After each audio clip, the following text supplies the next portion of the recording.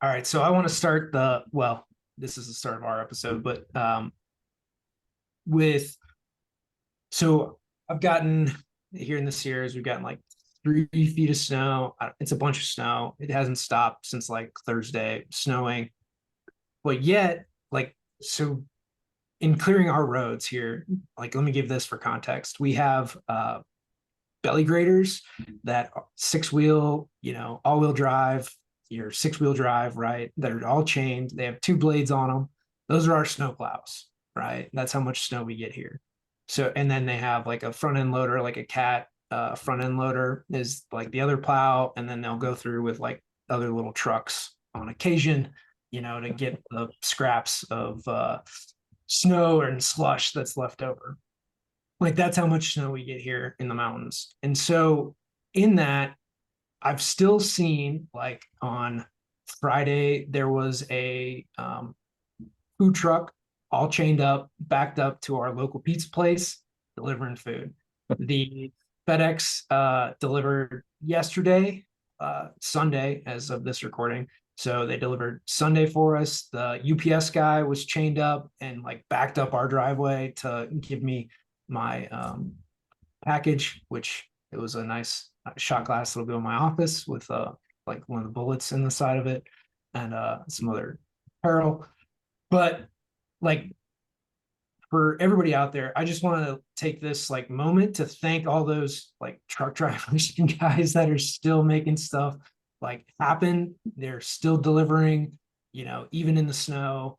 A lot of your job sites, I'm sure it's probably the same way where those guys are still delivering stuff in pretty like bad conditions. It might not be there quote on time, but those guys are still out there working. And I just want to take, a few minutes to thank those guys for like, you just still see them out there. I've seen, 4 or 5 semis driving today. Everybody's chained up, getting food deliveries to like our local grocery store, to local restaurants, all that kind of stuff. And when conditions are like this, I think we're in a blizzard warning or the blizzard is here.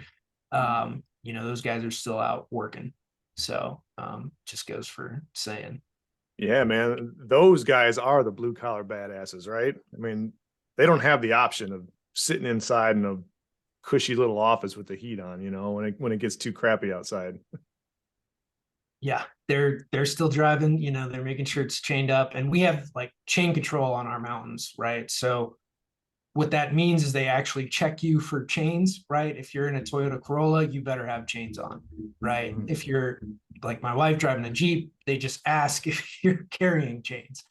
But everybody gets, chain checked on our mountain because otherwise, it's just complete chaos with all the people that don't know how to drive in snow. Because again, like you got to remember 30 minutes from here, 20 minutes from here, there's no snow, right? And so people from the valley and stuff like that where it's raining or whatever, but they don't have to deal with snow and like cold conditions. So just I wanted to put that out there as we're going through this stuff and I just keep seeing semis drive through and doing what they need to do. That's good, man. They keep us moving. We're not even allowed to use chains here in Michigan, so I don't even know what that looks like, but we just slip and slide and hopefully you don't hit anything. All right. With that, Patrick, thank you for coming on the show today. Patrick's a third generation contractor out of Westchester County. I love how you guys do everything by county in New York, right? It's or like by borough, right? So Yeah. you pick borough and like out here, nobody. I mean, we do refer to ourselves in counties, but it's always cool. Like New Yorkers, I feel like you guys refer to everything as a county. But is a residential remodeler and custom home builder. So with that, Patrick, take away. Oh, thank you so much, Dylan. Yeah, so we don't have chains here in New York either. Maybe up by Albany and Buffalo, but Yeah. right now where we're at, it's just tires. And personally, I grew up on ATVs and quads and snowmobiles, so when it gets snowing out, like I have a good time out in the snow. Only one on the road, and it's a blast. But yes. So a little about me. I mean, that really covers it. I've been in construction my whole life. If you're on video, I'm a pretty young guy, but I love it. I was on, growing up, my father owns a company, so I grew up all the way working in the field doing labor since middle school. And, that love-hate relationship of sweating all day long or being freezing cold, but then also building something with your hands. It's rewarding enough to endure the pain, and you look back at the end of the day when you're tired and beat up and you're like, that was a good day. That was a good day. Heck yeah, man. And I'm with you in the snow. I shut off my traction control when it's like this and see how far I can drift it and slide around the corners. But Yeah, yeah. so you grew up in construction. You said your dad owned a company? Yeah, he still does. He actually owns a residential construction company. Funny enough, we kind of have a very similar business model of how we do it. We're general contractors. So, we have our crews in house, a few guys that are some key guys to help us navigate the job sites, get some things done. Usually that falls under like the finished carpentry because those guys are just so skilled at everything that they can really tackle a lot of different tasks on the jobs and finish up, the in-between trade type work that kind of happens on residential. But yeah, and I grew up that my whole life, and then I opened up my own company after, we sort of butt heads, father and son thing. I opened up my own company about 2 years ago. So it's been a wild ride through all of that, but it's super exciting. Now, are you in your county? Are you close enough to your old man to compete with him, or you guys kind of stay separate sides of the fence? Yeah, so I love this question on competition because I get it all the time when it comes up and we say we're in the same business. We are literally operating out of the same zip code. Wow. So yeah, yeah, yeah. But what people don't understand about competition, especially in construction, right? They have this limiting mindset of like how much work is actually out there, right? If there's 20 architects, probably more, right, that are drafting for residential alone in a 15, 20 mile radius, right? Do you really think you're going to be able to snatch up a project basically every single week as they come out, right? There's one every single week, and that there's probably way more than that. So like you would have to be doing like 250 million in like a 20 mile radius, which would be absurd in residential. So yeah, like on paper we're in competition, but not reality, right? I mean, the reality is we work together. It's like, hey, Dad, I have this problem. It's like, hey, Patrick, do you know anything about this new product that just came out? Or like, I'm like, hey, Dad, check this cool thing that came out. Like, that's what it really comes down to. Is that there's a lot more cooperation, and it just makes everyone better. That's cool, man. I like hearing stuff like that. It doesn't always happen like that. No, no, and I think the beautiful blessing is that we argued a lot, we bumped heads a lot in the last probably 6 months, but I exited at the perfect time where like I think if I stayed in another month together, we might have had some scars, in our relationship. But now I got out, we're father and son again, and we're teammates all on the same page. Oh, that's awesome, man. Congrats. Thank you. Thank you. Yeah, it's nice. I mean, a quick Google search, there's 1 million people in Westchester County. So, you know, and if you Yeah. go outside those county lines, it's there's a lot of people. So, Yeah. especially in residential, I'm sure projects aren't hard to find. Throw a stone and somebody's building something. Oh yeah. Yeah, you drive down the road. It's just like anywhere else in the country. You drive down the road, there's some construction project going on. So you grew up around construction your whole life, and I get that. It kind of instilled it in you. What was it that made you want to stay in it? Like, did you and not just stay in it, but start your own business? Starting a business in construction is crazy, right? We've all done Yeah. it to some degree on this call. So do you enjoy getting kicked in the teeth every day, or you had something to prove, or do you really just love the industry that much you couldn't leave? This is a great question because I kind of faced this question twice in my life. The first time was when I went to college. So, Mhm. being that my father's an amazing father that he is, he said, no matter how much you want to work in construction and maybe work with me one day, you're going to go to college. Go get a degree. Go do something you want to do. Go get experience. So, he pushed me to it, but then also the cultural norm is to go to college. So I went to college and got my engineering degree, right? was going to go for civil, obviously, get to draw some cool projects and all stuff. And then I realized, like, I don't want to be sitting behind a computer all day. I don't want to be drafting and drawing all day long, or at least for the first, X amount of years of my career before I get elevated to manager in these different positions, right? That didn't excite me. And then even at that, like I wouldn't want to spend 75% of my time in an office, or whatever it is. I don't know the role of a senior engineer. So I actually took the track of doing industrial engineering, which is engineering, but as we all know, it's really only the last few classes that distinguish between a mechanical engineer, civil engineer, and an industrial engineer. Mine had a lot more business practice to it. There's 3 or 4 more classes in business, a couple process engineering, so system optimization. And I really like that. And ultimately, through that 4-year journey through college, I realized that I wanted to get back into construction. So I went and worked commercial construction in Manhattan. A little bit more exciting, pretty, got on some cool projects. I was at Spotify finishing up the top floors. I was on Apple for a bunch of months. I built out Simon and Schuster's executive floors down on Fifth Ave. Really, really excited.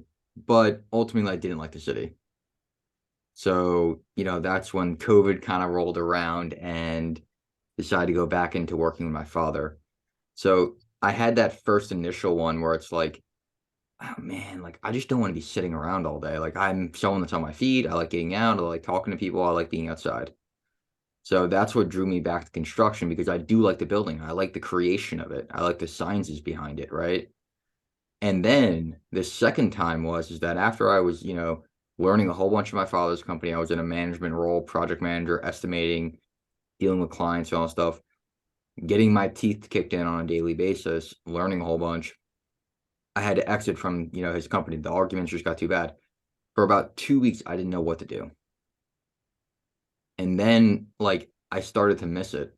I had clients calling me and I'm like, hey, listen, like I can't help. I'm sorry. Like I'm not, I'm not anymore. And then it's like I started missing it and all these different things. And then I started to realize like I enjoy it, right?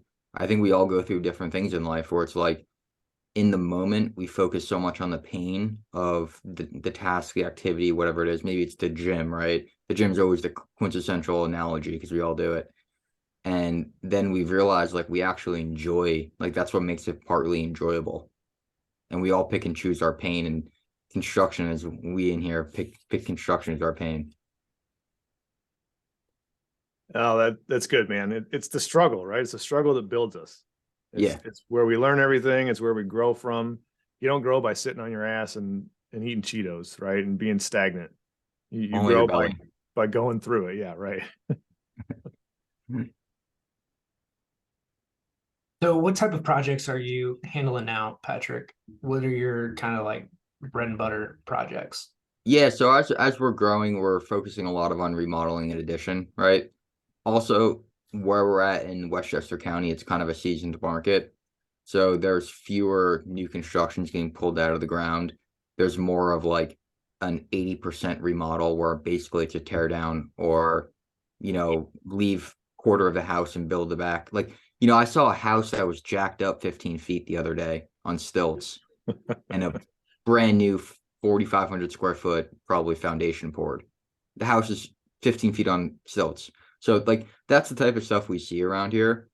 And there are some custom homes that are being built on new property, but that's kind of the area where I'm working in right now is this remodeling of high-end homes, custom home building and additions that, quite frankly, it's really exciting, much more so than doing a spec house than, it's like A/B system oriented, right? We have to use a lot of thinking. There's a lot of problems that come up, a lot of unknowns, and dealing with that both on the construction side to make sure that this project comes out beautiful, but then also managing expectations, conveying information to the clients.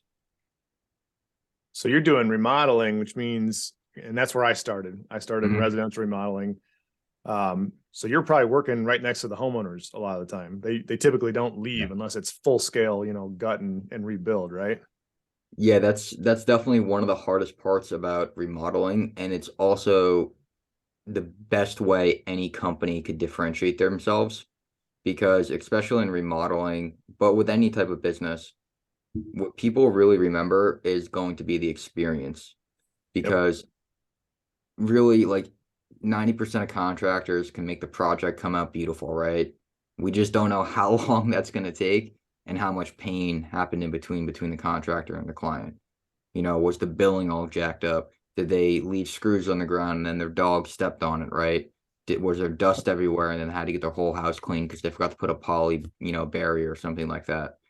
So that's where like the real differentiating factor I found in remodeling is that customer experience. And that's what I try to really focus on. But it's also the hardest part. I mean, no one's perfect here.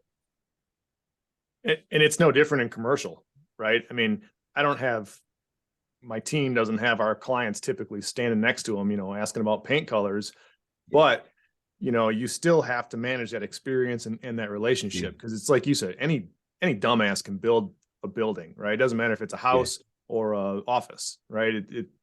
It's not Legos, but it goes together pretty much the damn same, right? As long as you have a basic understanding, it's how you manage that expectation and experience and how you cultivate the relationship that is why you're succeeding. It's why anybody succeeds. Yeah. There's always that, hey, Betty and Susie walk into the project at 8 o'clock at night on a Friday, and they're like just snooping around like, Patrick, what's going on with this? What's going on with that? What's going on with this? And they're like, Yeah. okay, like let's have a conversation here. It's all good. You just got to keep your boundaries too, right? Yeah, exactly. Exactly. So with the type of construction that you're in, well, in probably that area, you're right. Everything's pretty much developed. There's no new builds, anything like that, unless it's complete, tear down, remodel. Where do you see construction kind of going?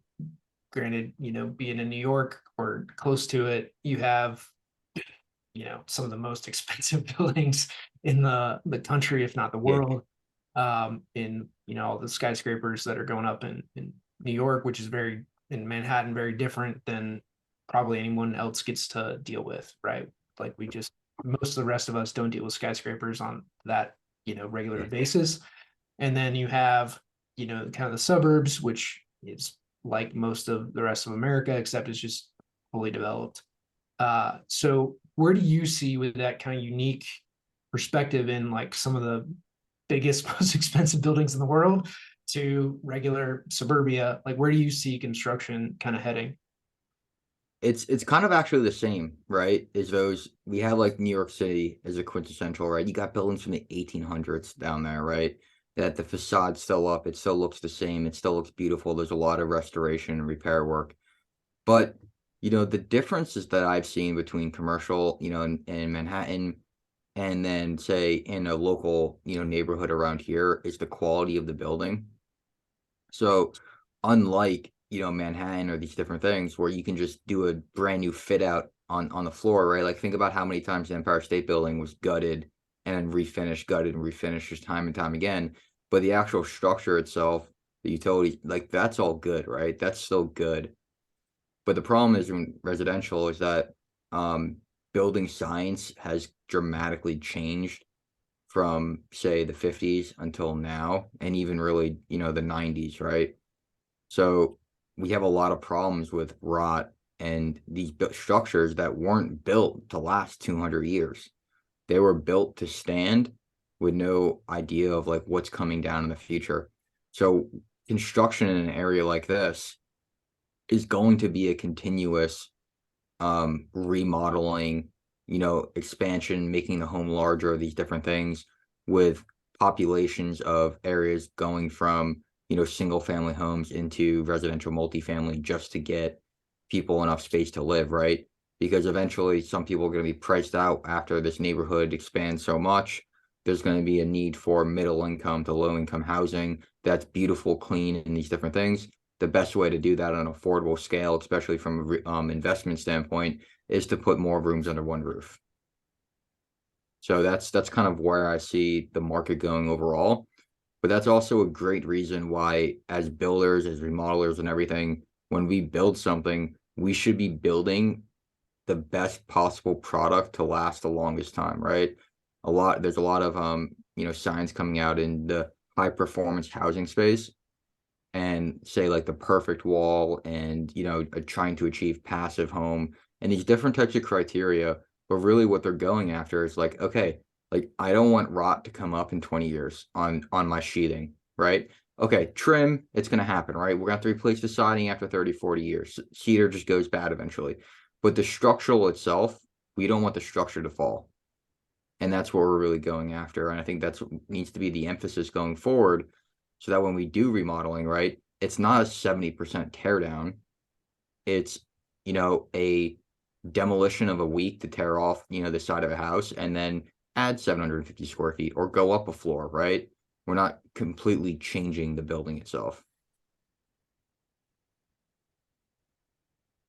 It's yeah, and that makes sense. That's like I said, I started doing that and I loved it because you get to take somebody's home that, they've already been in usually for a period of time. They're attached to it. They love it, but they need more space or they need, this and that. And to be able to deliver that, that was always the coolest part to me. Like to be able to take somebody's already house, flip it on its ass and make it bigger and make it exactly what they want now. Like to again hand them the keys and they can walk in with their kids and that's new. That it was just awesome to me. That was the coolest feeling in the world. It's a blessing to be able to deliver that to people. And I think that, the people that have never experienced it, say clients or contractors that have never delivered that, it's such a rewarding feeling that has far beyond any dollar value that can be put on it, right? For Being sure. able to build out a new kitchen where the family's going to cook their first Thanksgiving meal together, doing an addition so that their kids don't have to live in bunk beds anymore. Like little Jane has her own room right now, right? And these different rewarding things because, really what the clients are buying, they're buying memories and experiences. And that's going to affect the rest of their lives, right? It's going to be like, hey, remember back in, 2002 when we had that beautiful, Christmas day in our new living room that we previously just, that wasn't a room, like it wasn't part of our house. We wouldn't be able to have it. And it allows for families to get together to connect on different levels. Yeah. Yeah. I like that. They're buying future experiences, right? Yeah. That's hard to put a price tag on. Yeah. And that's why the construction experience when we build it is so important, right? Yeah. I mean, I got a client right now that we did some management work for, and there's some issues and a tree needs to be replaced by his landscaper, right? And he's like, it's been 5 months. He told me he was going to do it, right? And he's like, all I'm gonna think about right now when I see that tree is like how I was lied to 5 months ago. And now when I see this new tree that's gonna be smaller than all the other trees, I'm gonna be thinking about that too, right? He's not gonna be thinking about how green that tree is or how good his yard looks. He's gonna be thinking about that tree and how the bad experience that led up to it. For sure. So changing gears a little bit, we got on this prior to kind of get into the call and hitting the record button. But where do you see like, in having buildings that last and talking about the whole like building material side of things Mhm. and whether things are gonna last or not, and this whole green revolution, like where do you see things like that going, right? Especially doing a lot of residential work, um, granted in a higher end Yeah. area than probably most people are used to. But like, where do you see those like the building materials and kind of that whole movement going? Yeah, so we see a desire for affordable homes, right? And that's people are trying to solve that by, doing these Lego blocks, foam structures, right? Where the foundation's foam, walls are foam, roofs foam, and it Yeah. creates this amazing energy efficient home. The piping and mechanicals, are all done through tubes through the styrofoam. There's different kits that they come out with that you can kind of cut through the walls and patch it and these different things, right? But that's going to be an issue, right? Because that's only going to be a subset of the population. But what happens when you need to do an addition, right? You are forced to use the same building materials that you were to construct that home, which constrains people to that manufacturer to go back to, right? So there's definitely some different criteria, right? Because there's no standards, right? A 2x4 is standard. I go to Texas, I'm going to buy a 2x4. Maybe it's a different type of tree, but the lumber dimension is going to be the same, right? So, and then on top of that, these foam, the polystyrene and these different types of foam products, they're not actually that green, right? You can do studies on this and be even with the energy efficiency, right? That is retaining from using less energy to heat, cool the home and these different things. It's actually going to be, longer to recapture all that carbon that was spent making the building, right?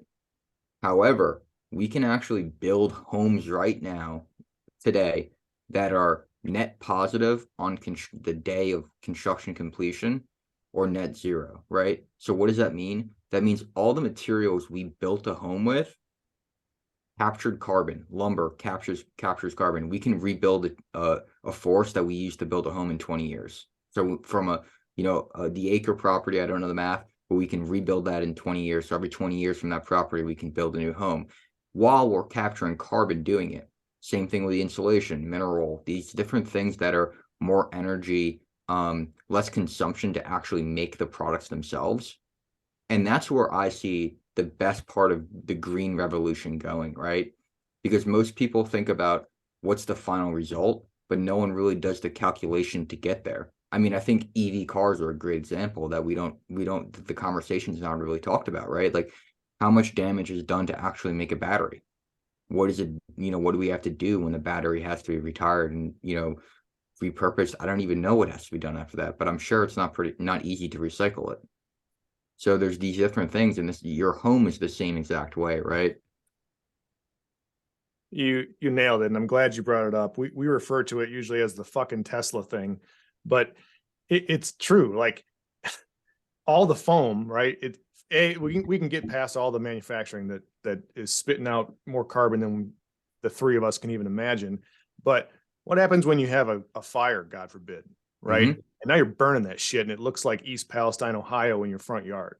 That it's bad news all across the board. And yeah, it doesn't breathe as much, and it insulates the house better, but they do the same shit with me, right? In commercial, we are constantly trying to improve the building envelopes and get continuous insulation and blah blah blah, all this shit. But nobody looks at the manufacturing process or the Mhm. aftermarket or the after effects rather. It's Yeah. it's frustrating to say the least. So there's two other things that like I want to bring up on the building material. One, especially if you're putting pipes in walls, everybody knows that's a bad idea. Like it's just a bad idea. You're with stuff like, what I have winters in New York, right? If that pipe freezes, which again, if it's encased in concrete, it will be frozen. Uh, that's bad.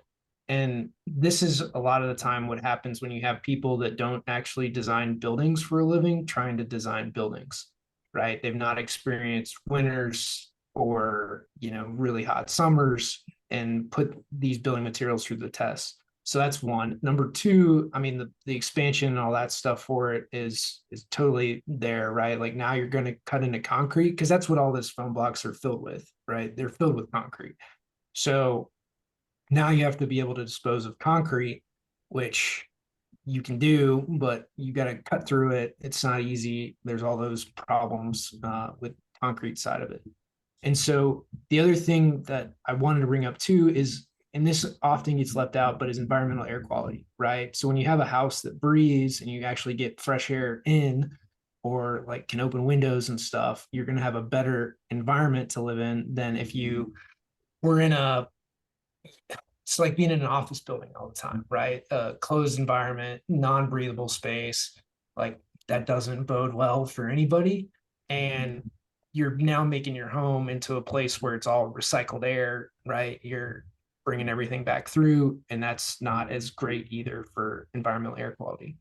The only thing I can say about that, right, and you're 100% correct, because that's how most homes are built, right? The let's close it up, not breathe, because they're trying to have the most energy efficient. Now, it is proven that you can have it's actually better to have a closed home, right? Closed system home, completely sealed. But what happens is that a lot of times we forget about the air quality conversation. And to do that, right, we actually need an HVAC system that, coincides with the fact that this is a closed up home, right? So we have to have fresh air makeup kits. We have to have dehumidifiers.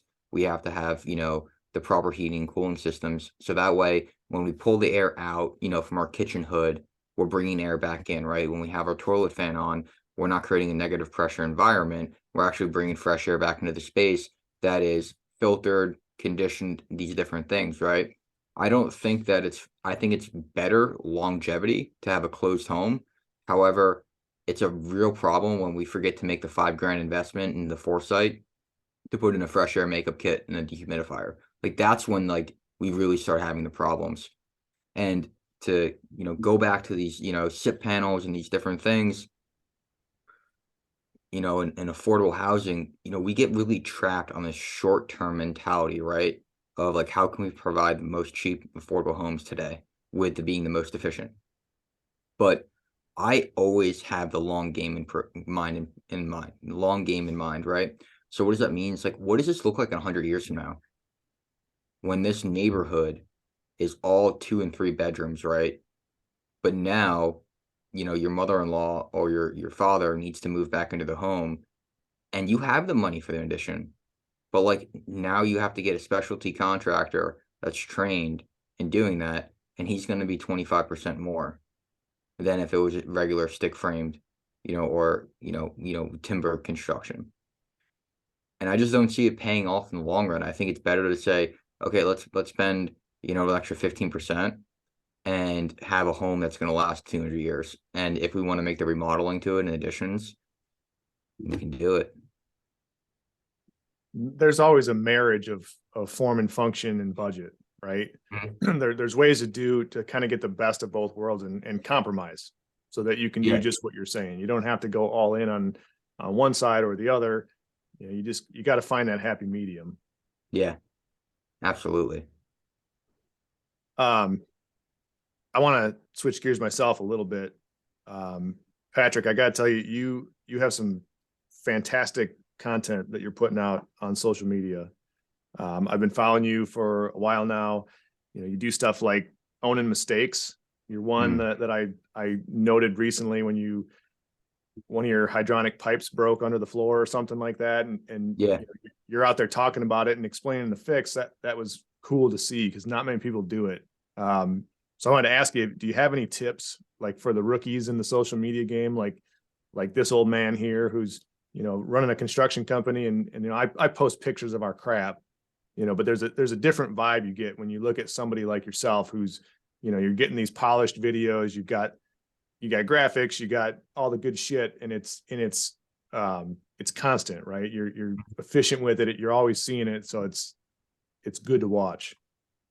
Well, thank you. I appreciate the compliment. And a lot of those, owning up to mistakes and everything, it comes with this idea of like integrity and building that we built a project, but when the project's over, we're not running away from it, right? And if we make mistakes, we got to be there, right? Especially the young guys. Like if you're in your 20s, you got 30 more years in this, right? At least. It's like, what is your town? Are you going to be moving around? Are you only going to be in this for 5 years? Because if you're only in it for 5 years, let's just cut it. Let's just cut to the chase. Do everything cheap, do everything, half-wit, and just make as much profit as you can. Hire all, legal guys, don't have the proper insurances and all that stuff. But if you want to make a company that's going to make a true impact on your community, one that, is going to be around, the company that when architects or designers or whatever, it's like, or subs, you're like, who's the best contractor in town? It's like, well, listen, this company over here, right? They do everything above board. You could say what you want about them, but they're always there. And that's where I really try to shoot from that. And sharing some of our mistakes is that, hey, listen, there's also a fix to all these mistakes too. And they happen. And no one really cares about, I'm sure you guys have seen this in the construction with your clients. Like, yeah, the mistakes up front, they take it with pain up front, but you also just create an opportunity to solve a problem for them.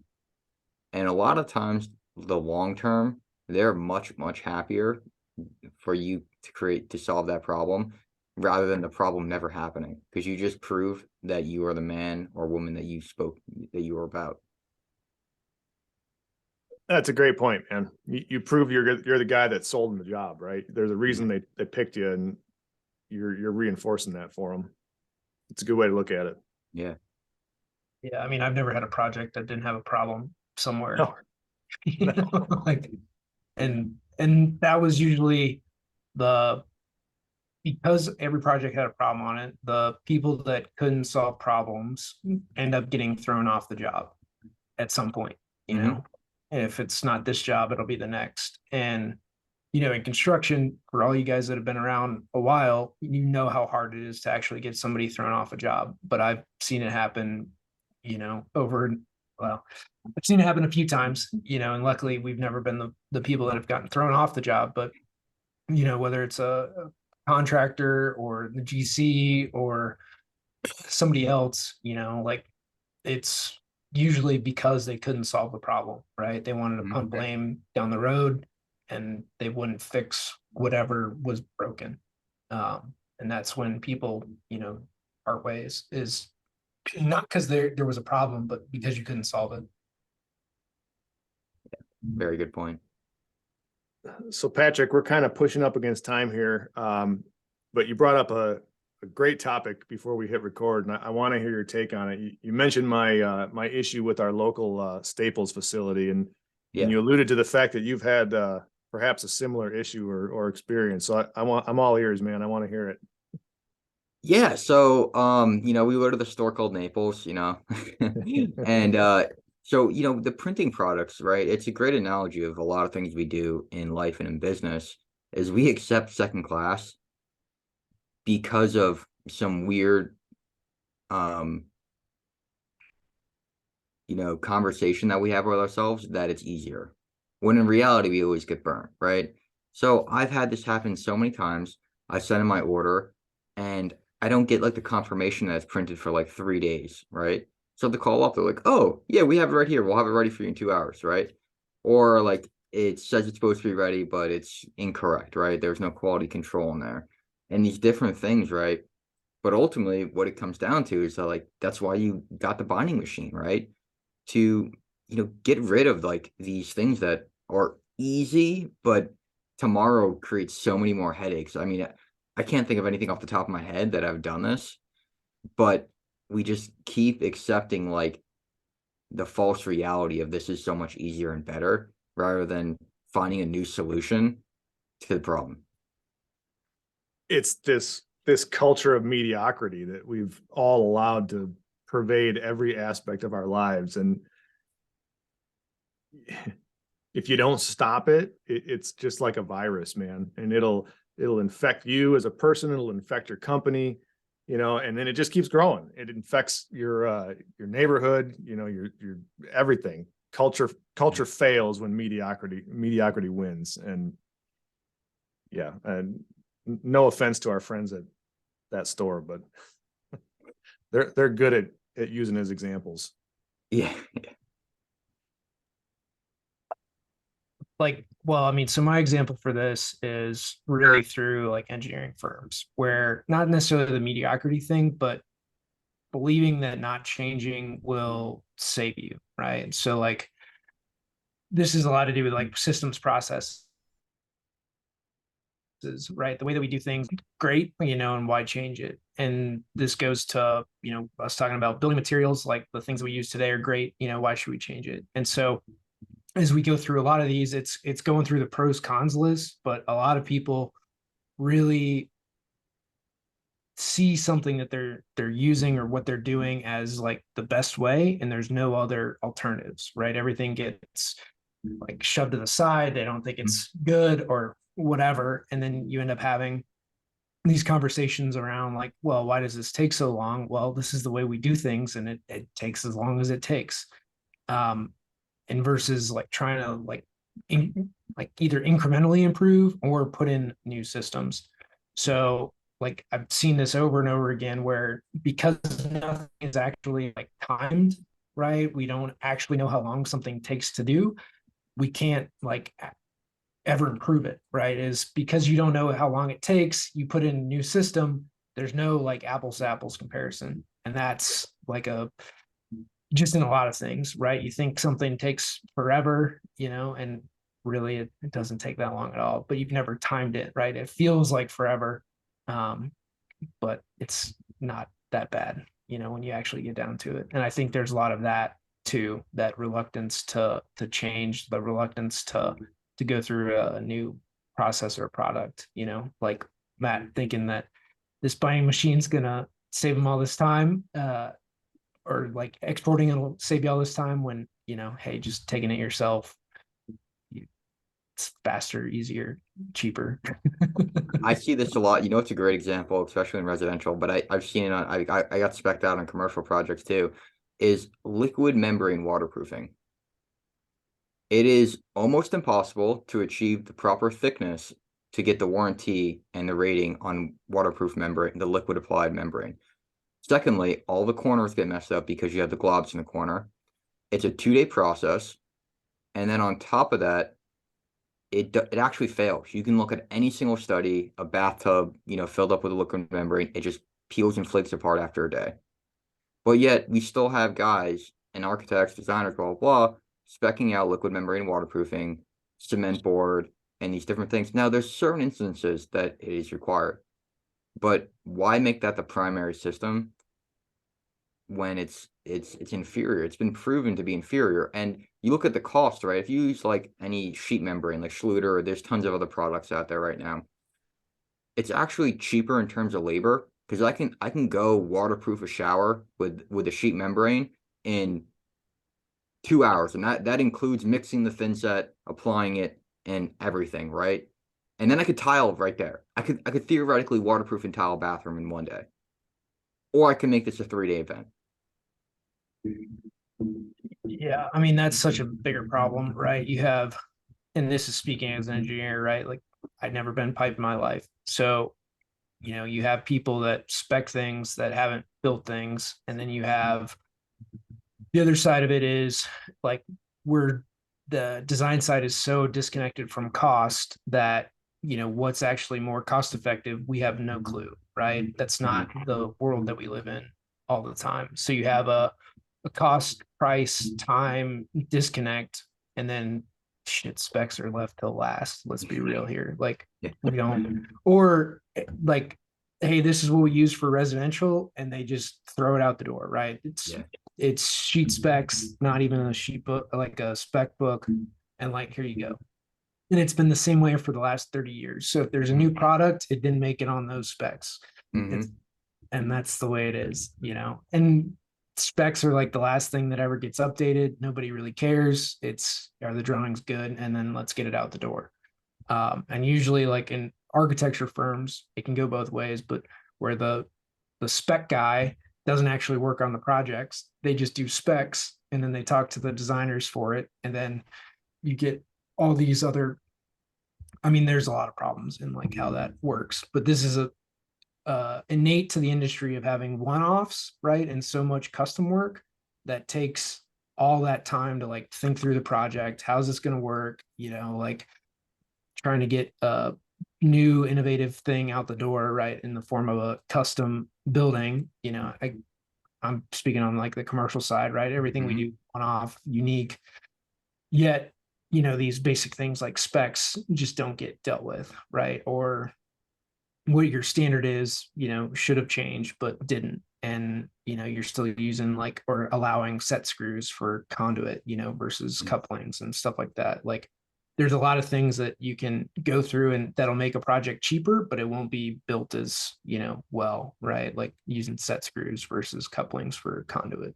So, and there's, like those examples that you're given on thin set and membranes and everything else. Granted, it's just a much bigger portion of the project, but it goes back to like our age-old conversation of the disconnect that from design to estimation to the field to everything else, which Matt's actual true design build process is a lot better than how everything else gets done for that very reason, because And there's disconnect.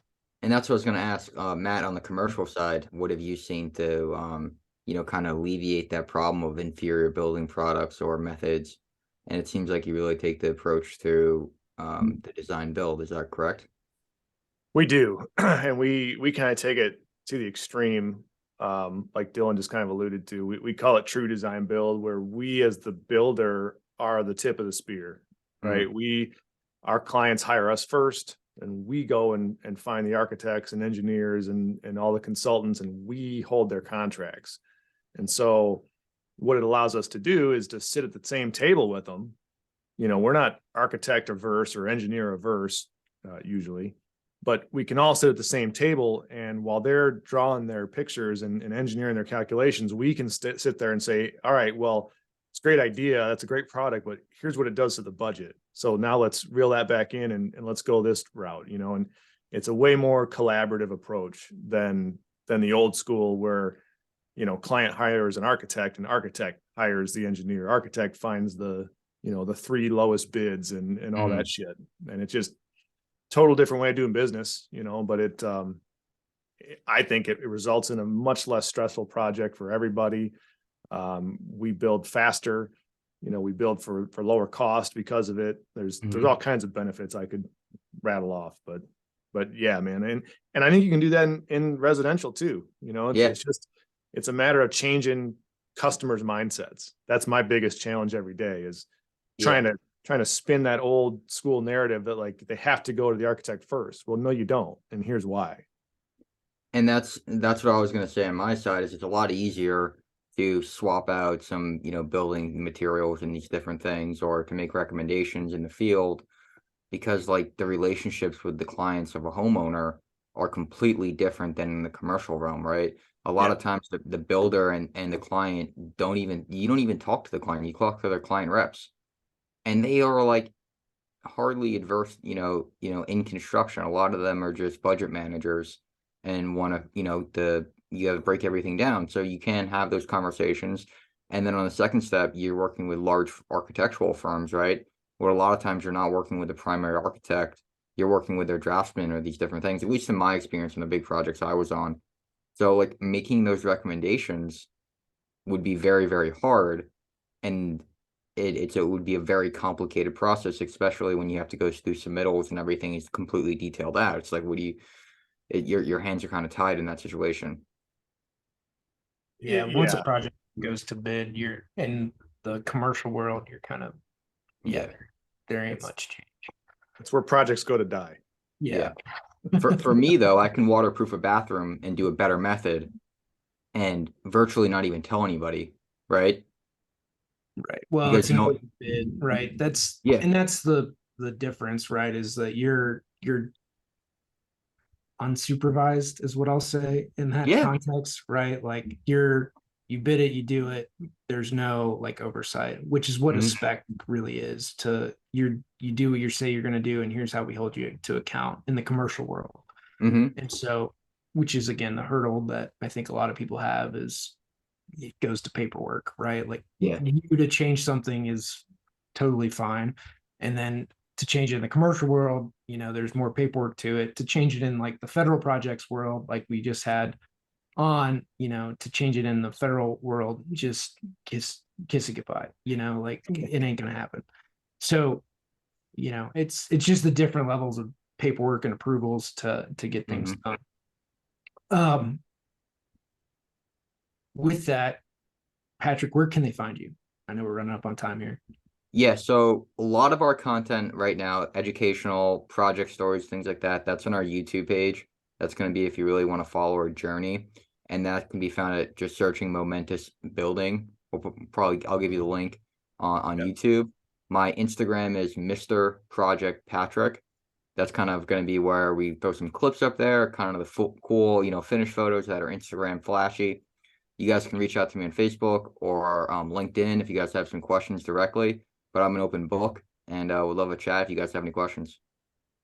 Patrick, I really appreciate you coming on, man. This was a fun conversation. This was awesome. Thank you for having me, Dylan. Thank you. Absolutely. Yeah, thanks, Patrick. And guys, make sure to share these shows. We're having a ton of guests on. We're booked out till summer. with everybody. So if you like these conversations, want to have more people on, you're in luck because we're going to have a ton of awesome guests, from anywhere from, again, residential and what Patrick's doing to commercial guys to federal guys, everyone across the spectrum. So thank you all so much for listening, and until next time.